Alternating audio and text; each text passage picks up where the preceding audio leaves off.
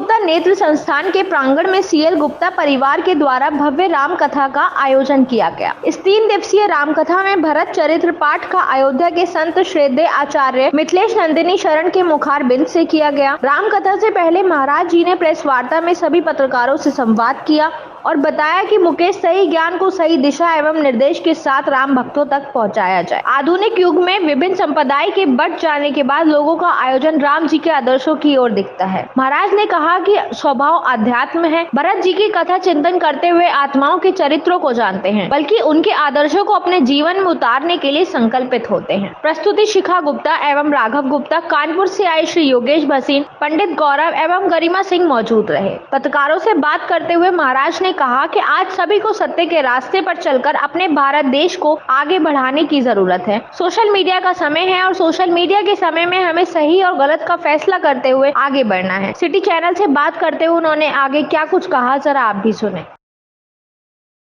व्यवहार के स्तर पर समझ पाए, इसके लिए पहले भी कुछ कथाएं हुई और चर्चा हुई। इस बार ये निर्णय लिया गया कि नहीं, इसे हम 3 दिन का एक सत्र जो होता है वैसे ही करेंगे, लेकिन उसे केंद्रित करेंगे रामायण के किसी एक कॉन्सेप्ट पर, किसी एक प्रसंग पर, जिससे लोग ठीक तरीके से उससे जुड़ पाएँ। और इसलिए इस बार श्री भरत जी के चरित्र पर चर्चा होने का कार्यक्रम है। भरत चरित्र श्री रामचरितमानस के 3 सबसे महत्वपूर्ण प्रसंगों में से एक है। जो रामचरितमानस की पारंपरिक स्वाध्याय की पद्धति है उसमें 3 चीज़ें हैं। उसके बालकांड में जो उसका वंदना का प्रसंग है वो बहुत महत्वपूर्ण है, और उसके मध्य में भरत चरित्र बहुत महत्वपूर्ण है, और उसके अंत में उत्तरकांड में जो वेदांत दर्शन है वो बहुत महत्वपूर्ण है। तो उसको एक तरह से हृदय कहा जाता है, भरत चरित्र को, श्री रामचरित्र का। भरत का चरित्र परिवार के रूप में, समाज के रूप में, राष्ट्र के रूप में असाधारण चरित्र है, जो कहीं कहीं श्री राम के साथ तो कहीं कहीं उनसे भी 20 दिखाई पड़ता है। दुनिया भर में जिन्होंने रामायण पढ़ा है उन्होंने भरत चरित्र को उसका केंद्रीय तत्व माना है। ये 3 दिनों का जो सत्र है वो भरत चरित्र के माध्यम से राम कथा को, रामायण के संदेश को, और आज जो हमारा जीवन है जिन परिवेश और दबावों के भीतर, उनको हम कैसे ज़्यादा अच्छा करके जी सकते हैं, इसके लिए आयोजन हो। हाँ सर, महाराज जी सोशल मीडिया का समय है, नए युग भी हैं, बच्चे आगे बढ़ रहे हैं, कुछ सही रास्ते पर, कोई गलत रास्ते पर, तो ऐसे में ऐसे आयोजन कितने लाभदायक होते हैं? देखिए, एक बहुत अच्छा शेर है फिराक का है शायद, जहाँ तक मुझे याद है, कि जो जहर हलाहल है अमृत भी वही, लेकिन मालूम नहीं तुमको अंदाज है पीने के। एक ही चीज़ सही तरह से उपयोग की जाती है तो उसके अच्छे परिणाम आते हैं, उसका उपयोग खराब कर लिया जाता है तो खराब परिणाम आते हैं। सोशल मीडिया का जो विस्तार है वो बहुत अर्थों में बहुत अच्छा है। ये कलाओं को, प्रतिभाओं को, संचार और संवाद को बहुत बड़ा आकाश दे रहा है।